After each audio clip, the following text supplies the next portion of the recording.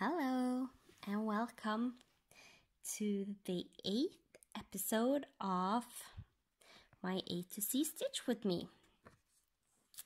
I am doing the Racon Cabin by Cottage Needleworks. It is a part of the Frosty Forest series. And so far, as you can see, we have the frame is done. Most of this tree is done, and the last time I left you we parked the floss. All of the snow over here is done, all of the snow in the roof is done, and just some more snow done over here. So slowly but surely we are working our way on the roof. So we're going to do this green line over here, because all this dark brown, light brown color you can see here is a gentle art pecan pie.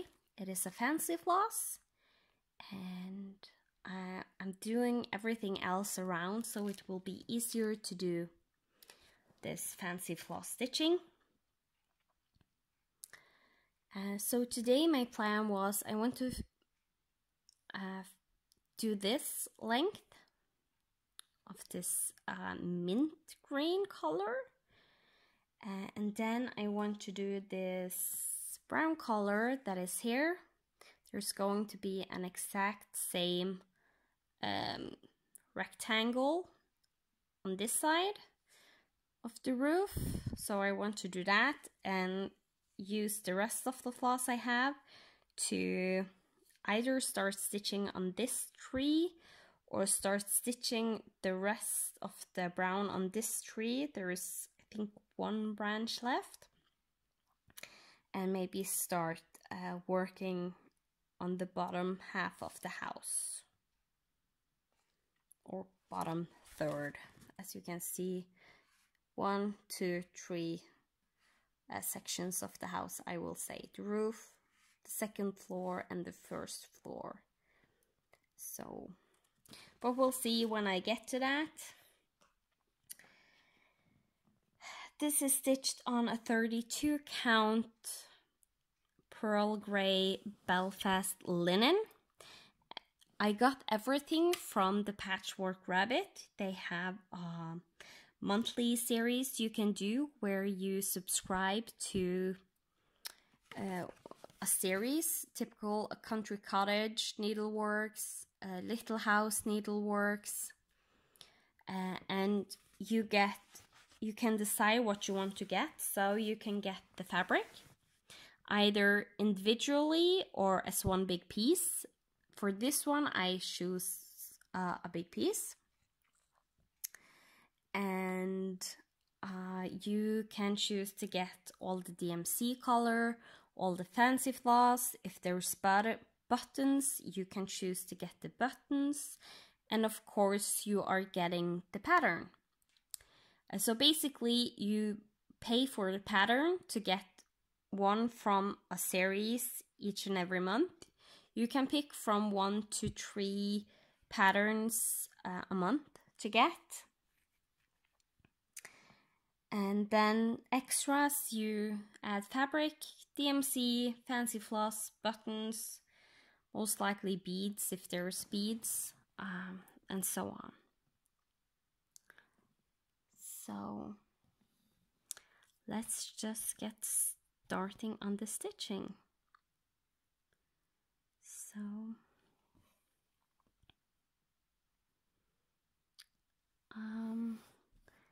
I am actually going to make, normally when I do longer lengths, I will do 5, and the 5th one I will make an X. But this time there is 2 stitches that is outside a 10 by 10 grid, so I'm doing this X to mark that it's the first stitch in this grid.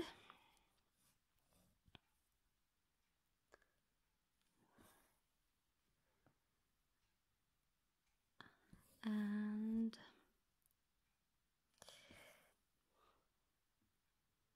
I should maybe have done it on the last stitch instead, so I will get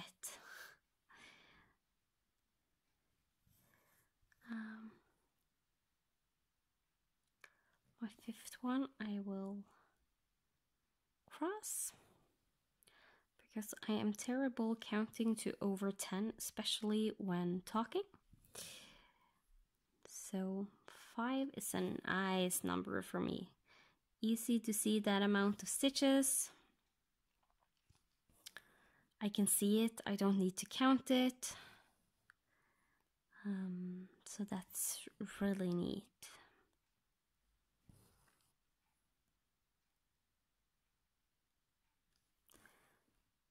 Of course, I sometimes count just to be sure that my brain isn't playing a trick on me.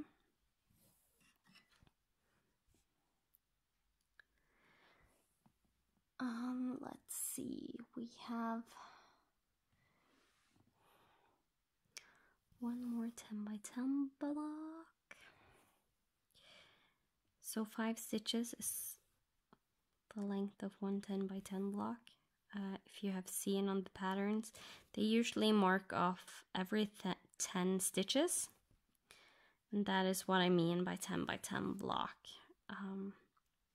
Sometimes it's just easier to count that way, instead of counting all the stitches.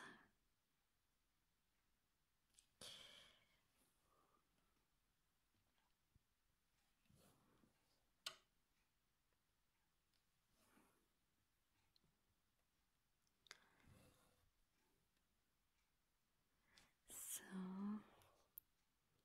it's actually a pretty long house. It's going to be a big house when it's done. It doesn't look like it's that big on the pattern, but when I'm starting now to see the length of the house, it's going to be pretty big. And it goes almost around to down here, something like that. So that was the next 10 by 10 done, or 10 stitches done. And the last block is missing 1 stitch to go all over, so that means I'm going to do 9 and not 5 and not 10. I mean, so first do the first.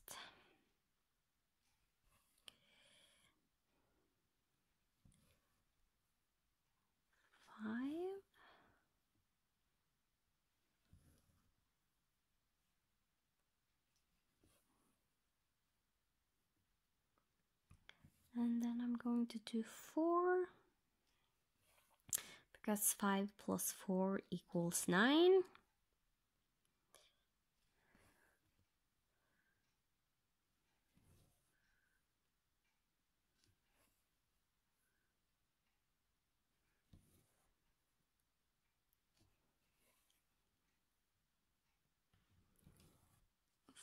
So let's see, 1, 2.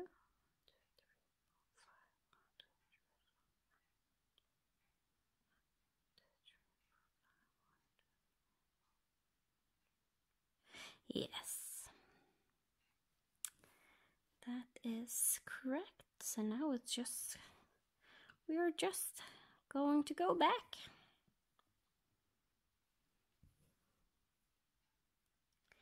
As you probably can see, I do stitch two-handed.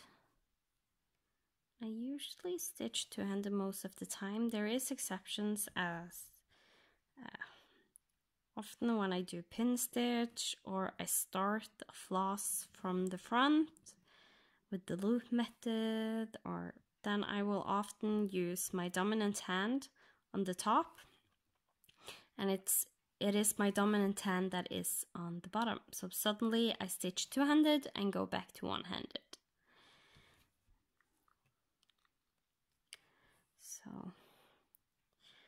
So yeah, I have my right hand underneath the fabric, that is my dominant hand, and I have my non-dominant hand on the top side of the fabric, my left hand. And that is, I did for a long time try and do it the other way around, having my dominant hand on the top, because someone did recommend it. That's what they recommended. They said that your stitches would look better and so on and so on. But I couldn't do it. And in all honesty, my stitches didn't look better. They looked worse because the floss coming from the back wasn't as neat as when my dominant hand is underneath. Because my dominant hand knows what it needs to do. I don't actually need to see. But my non-dominant hand needs a little more help. So I need my eyesight to lead my left hand to where it's supposed to go. And it works really nice. I'm actually glad I taught myself doing the two-handed method. Be warned, it takes some adjustments to stitch two-handed.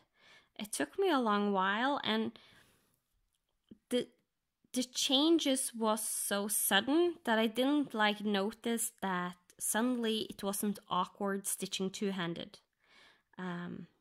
So I caught myself one day after I had stitched two-handed for a long time that this feels normal now, which it hadn't done in the beginning. It did feel very awkward in the beginning stitching two-handed.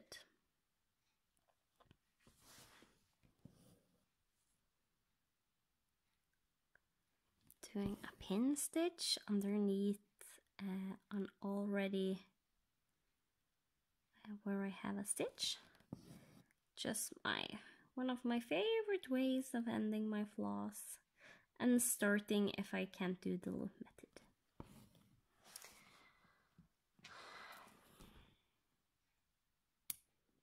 All right.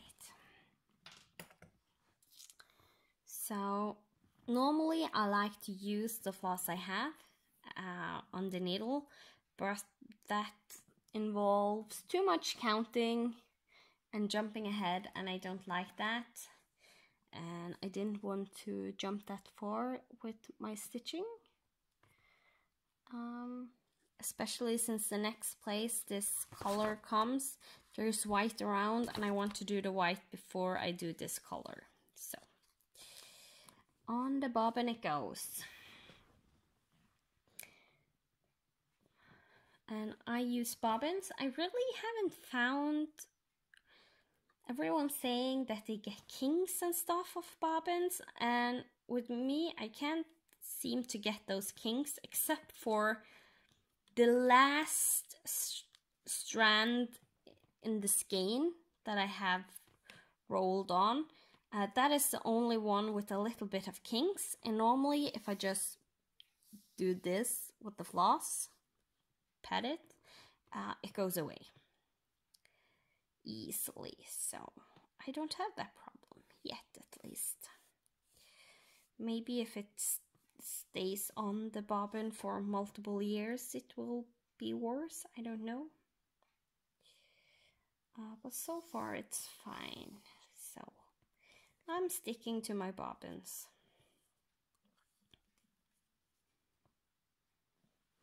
So lengths that are measured, I always just wind around again on the bobbin. Lengths that I have used and cut that isn't exactly, I loop them around here and then secure on the bobbin.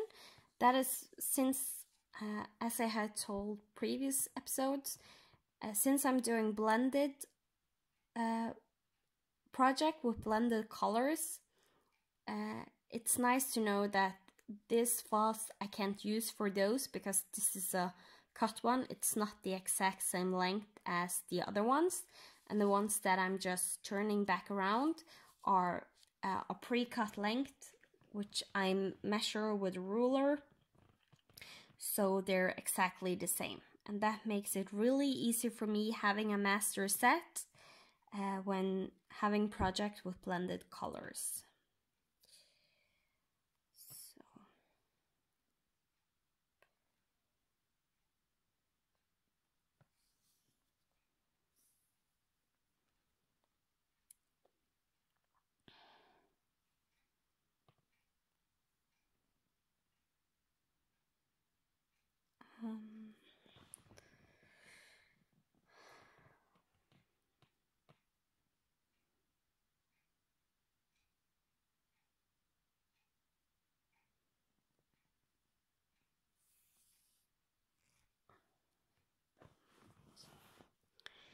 And then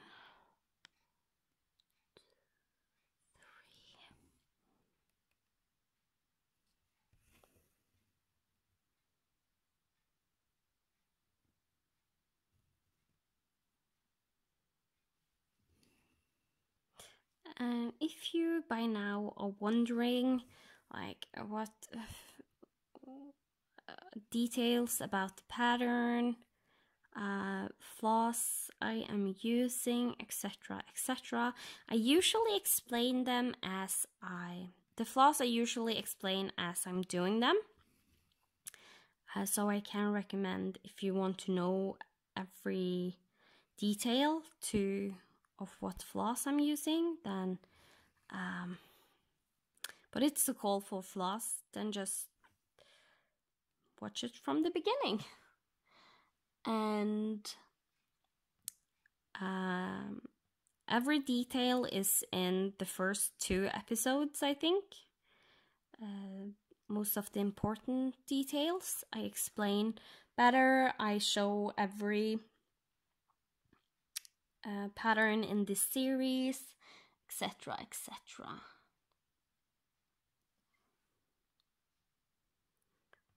So if you haven't checked out the other episodes, I can recommend you go back in time and watch those. And so, but even that this is a series I do where you're supposed to watch everything, you don't have to. If you think it takes too long for me to get things done and come along further on the pattern, of course, just jump ahead and that problem is fixed. And also most of the methods I am using, like how I thread my needle, how I do pin stitch, how I do the loop method, I'm pretty sure I have already explained everything in previous episodes, so I try not to. In the beginning, I try to explain everything all the time, but going forward, I will try not to do that because most of you will now have seen it, heard of it, maybe tried it out yourself. So I am not going to repeat myself that much. So I know most of these videos has been me talking all the time. Sometimes about how I stitch, why I stitch the way I stitch, explaining stuff, maybe just rambling on. But going forward, I will try to do more as I did in the last episode, where I just tell you what I'm going to do and put on some music and speed up and just let you sit and either stitch with me to the music or just watch me stitching.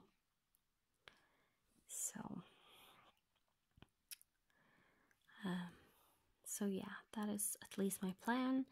And when I get to good sections of more like block kind of colors that I'm just doing one color and big blocks, as I will do when I'm get to the roof. And my thinking is that I will try and do some tags for you. And in all honesty, if you don't want to listen to the tags or me rambling, you can mute the YouTube video and just watch me stitch, if that is what you want. Maybe put on some music in the background for yourself. That is also allowed. I will not force you to sit here and hear me ramble on. But I know I really like to listen to people talk when stitching.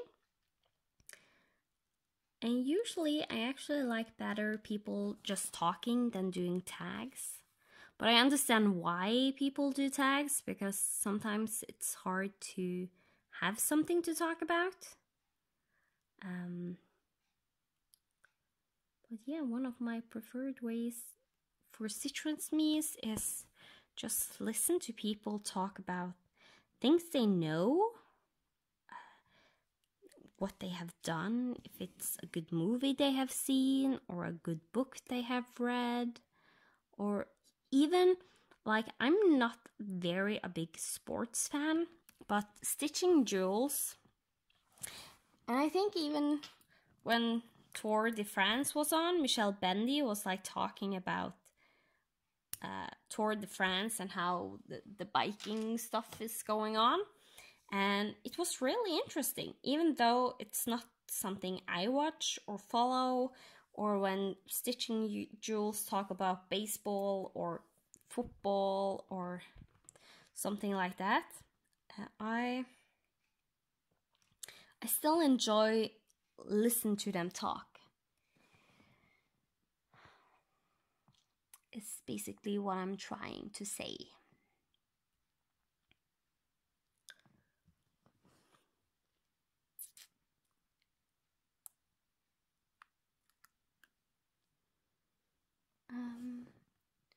So yeah, I think that's why I also prefer just sit and talk and ramble along with you guys. Even though there's some breaks, it's like, I don't know, it feels more natural that you are actually coming to me for a visit while I sit and stitch, because that is what I would do. Sometimes I would talk, sometimes there would be a little bit of silence, and sometimes maybe you would talk back to me. So right now I am thinking what to do. And unfortunately, since I am in your future, or you are watching me in my past, you can't really answer me right now what to do. So I'm considering using this color I have on my needle and do the last part of this branch, and then do this part, or save it. I'm sorry. I'm actually starting to get quite tired. It is almost 11 p.m. I kind of want to do all the white before I do the brown stitching. So what I might do, and I should do, because I should do some white each and every time I stitch, I think I will do a little bit of white here first, and then see where I go from there. So that means this floss is going back on the bobbin, and as you can see, I'm just making a loop, pulling it through, catching the tails, and pull and wind. It goes a lot faster when I'm not trying to show you what I'm doing.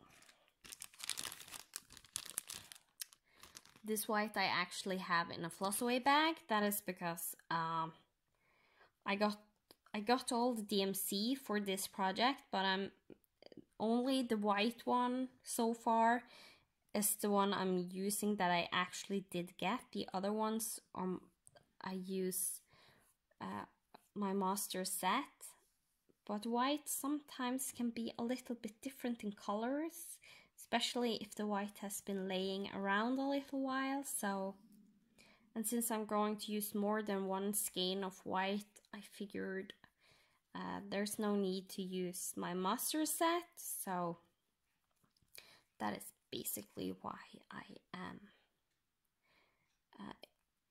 using this skein instead, and I didn't bother to bobbinate it, so I put it in a floss away bag.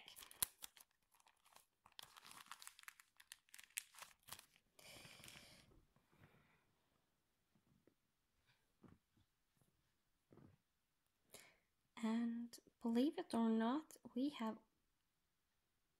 almost used a whole length, 6 strands of white. I can't remember in the first episodes if I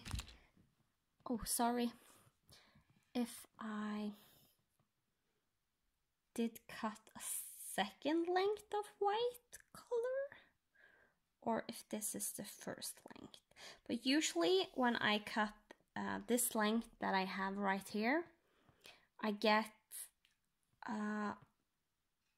almost 7 lengths in a whole skein, because I double the length I normally would cut, so I can fold it in half. So one length is actually I think it's 120 centimeters, and you divide it by 2.5 to get what it is in inches. Because I can't, right now, I can't do that calculation in my brain on my own. So, what I'm going to do is I'm going to stitch this row of white, the first one going all over. Then when I come to the end, I will go down and do this white on the end, just with half stitches, then go back up to doing full X's and do every one of these stitches of white that isn't in a straight line when I get to there, when I stitch. So that is basically what I'm going to do now. So I will put on some music, speed you up, and just start stitching. So either I will see you when I'm done, or if there is anything special I need to say.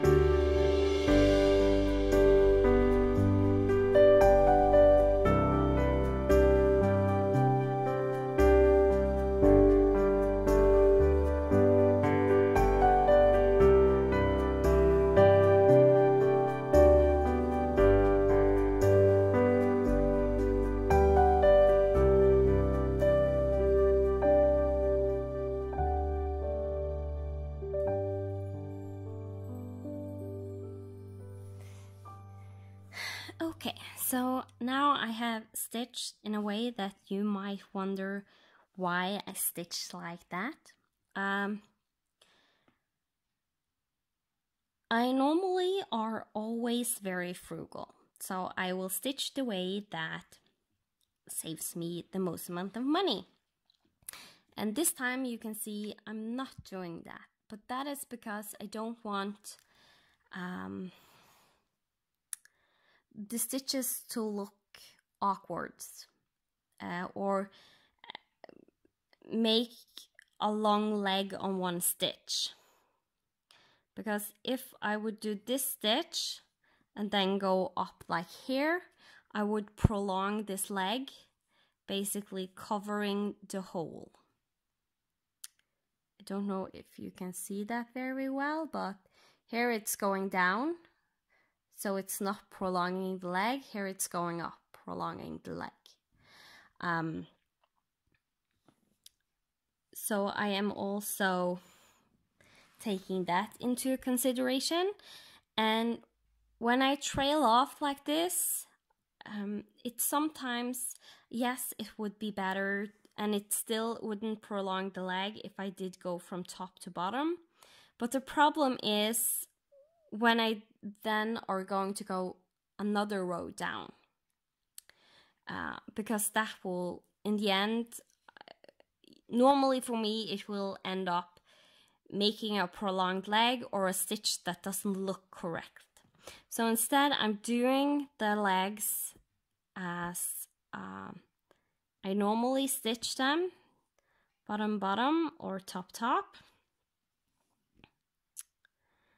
And as you can see, I don't do the stitch where I'm going down. I do the stitches until the place where I'm going down. So on the chart here, I could see there was from this end to the next snow on the second row, there was 3 stitches. So I basically did 1, 2, and 3 stitches, and then I will go down and do the stitches that I'm supposed to do down here. So I go to one end, and then there is a stitch down here. So I will complete these stitches going back, stitching the way I normally do. And now that is bottom bottom. And then I do the stitch. I don't do the stitch over the stitch I'm going down when I'm trailing. And then I go back up, doing the stitches,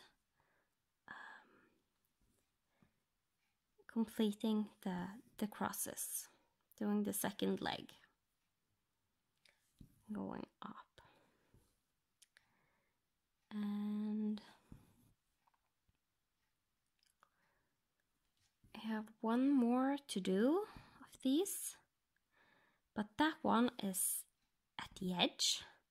So then I will just do them as rows.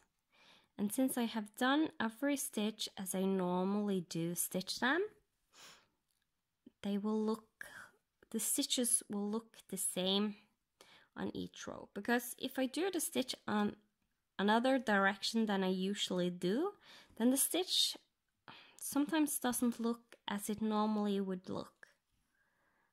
And I am very picky about how my stitches look, so I am frugal, but only if it doesn't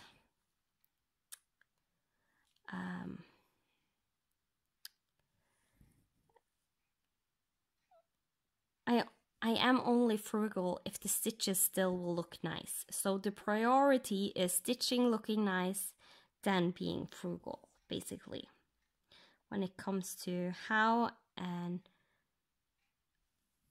I stitch, why I stitch the way I stitch, and do my X's. So, and actually it's not that far down to this window with the white around, so I think I will just jump down because everything will be stitched over, so I don't need to think about the floss on the back, because this fabric is really, you can see through. if you look carefully, I think you can see where my fingers are. I'm moving them underneath. So yeah.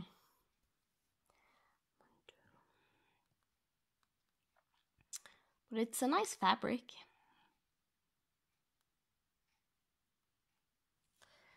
I really like stitching on it. And I also, in the middle of me stitching, I just did tighten the scroll frame because since it's a long time I have had this on. This scroll frame I will always loosen when leaving, and that sometimes it's like the fabric shrink a little bit back when it's loose. So when I start stitching, I tighten it, and after a while it starts become loose again, so I tighten it a little bit more, so I get the tightness that I want, basically. So let's see. 1, 2, 3, 4, 5, 6, 7.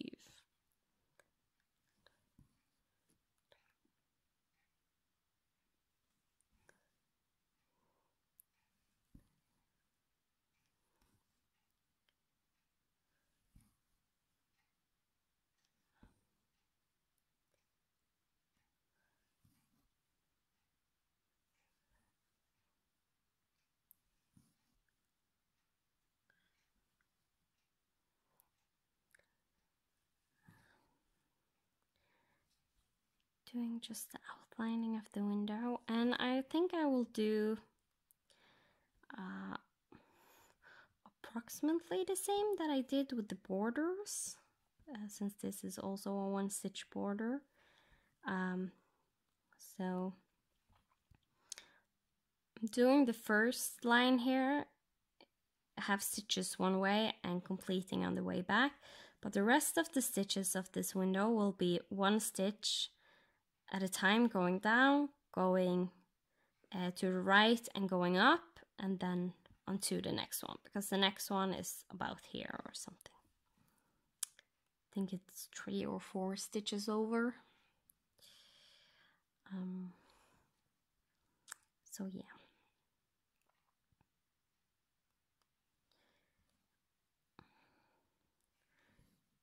And I'm not too picky now how the stitches are laying going around, because they will sometimes end up being better when I get stitches around these stitches. So they can't look like totally wonky, but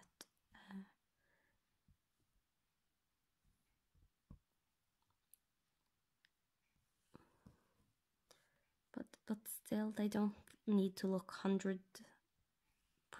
perfect right now. Most likely they will look better, as I said, when I get some other colors around, more stitches around.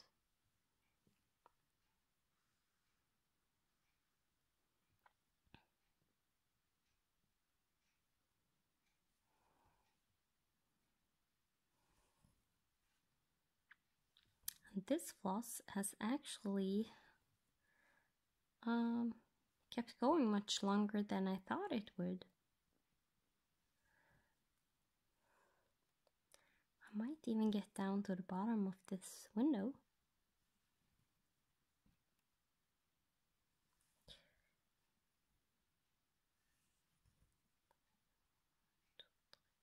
One, 2, 3, 4, 5, 6, 7, 8.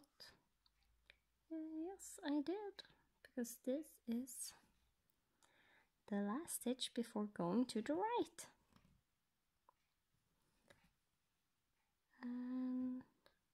Yeah, I think there might be one more stitch on this, which is nice because then I can show off that I have managed to get to the bottom of this window, that I'm not supposed to stitch longer down, because if I had left it like that and there usually is a good amount of days between when I film. I film some videos in sessions, but then I will put it away and it will be away for a long time normally. At least that's what it was last time and the time before. So it's nice to kind of have marked off the things you have done and already counted, and don't have a need to do it count over again. Because if this would be laying for 2 or 3 weeks before I got the chance to get back to it, and I didn't have this stitch, so it would look like that, I would have to count and see when I was supposed to go over. And I can see that my tension is a little bit tight. I have a very tight tension. I don't know if it's just because I have tightened the scroll frame that it looks like that, but I hope I don't have suddenly a very tight tension, because that can happen, knowing me. Right, and that is actually the end of this stitch with me. So next time, for sure, I will promise you that, is I'm going to do the roof, and I'm going to do it in the gentle art. I have actually never stitched with gentle art before. I have done other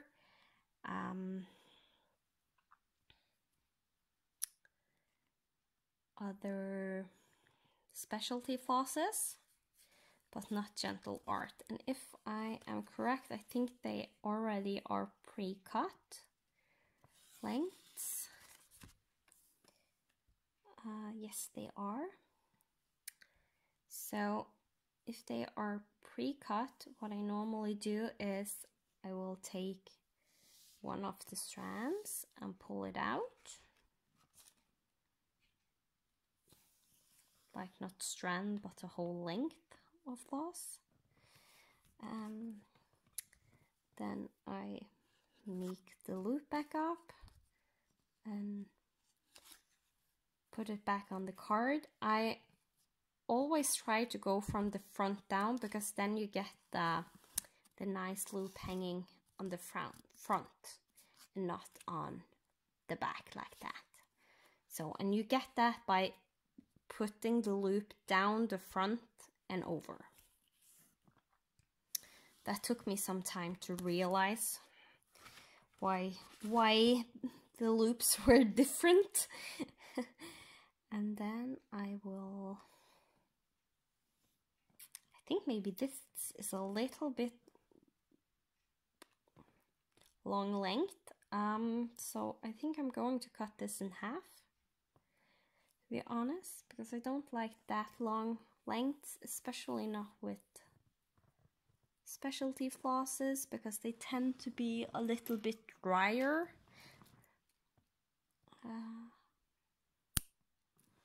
So cutting that one, and then I will put the cut length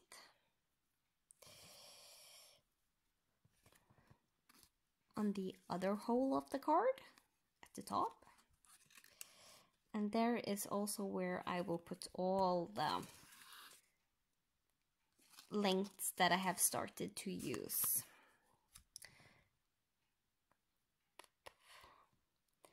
And we're stitching 2 over 1, so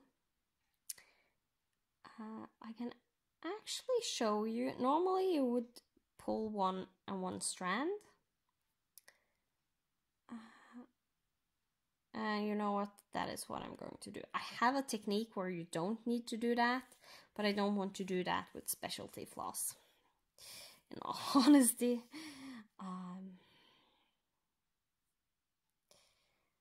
Because since they already are a little bit drier.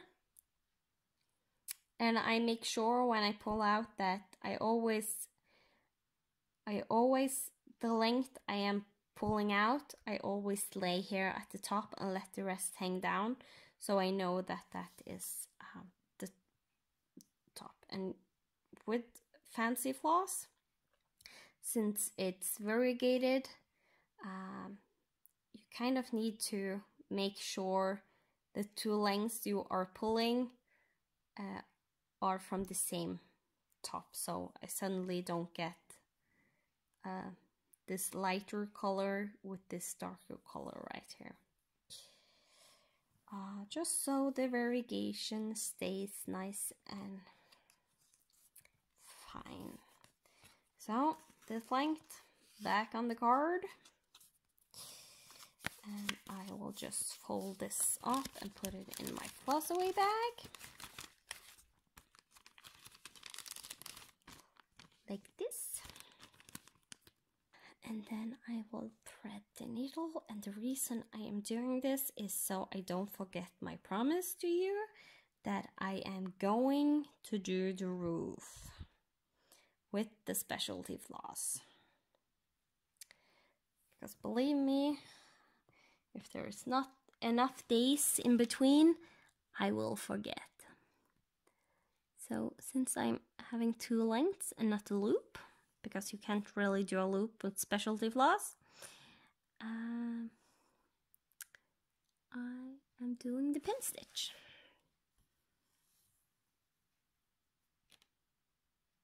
And as you can see, I will often just hold my nail on the little thread length of floss on the front, just so it doesn't get pulled through by the floss, because, and you also kind of need to put it to the side you're supposed, so you manage to pin it correctly. But when I'm pushing my needle down through this floss, if I don't hold back, it usually, at least with me, I would start to pull this little length under the fabric. And I don't want that when I'm doing a pin stitch. So,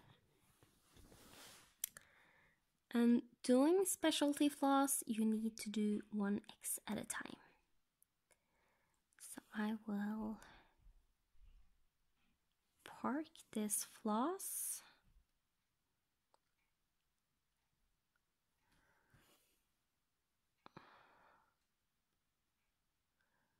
Not here, but on the next one, because that is the edge of the roof.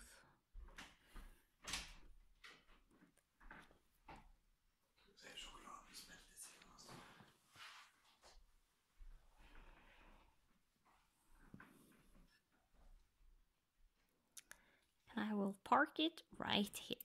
So, thank you so much for watching, subscribing and liking, and I will hope to see you next time.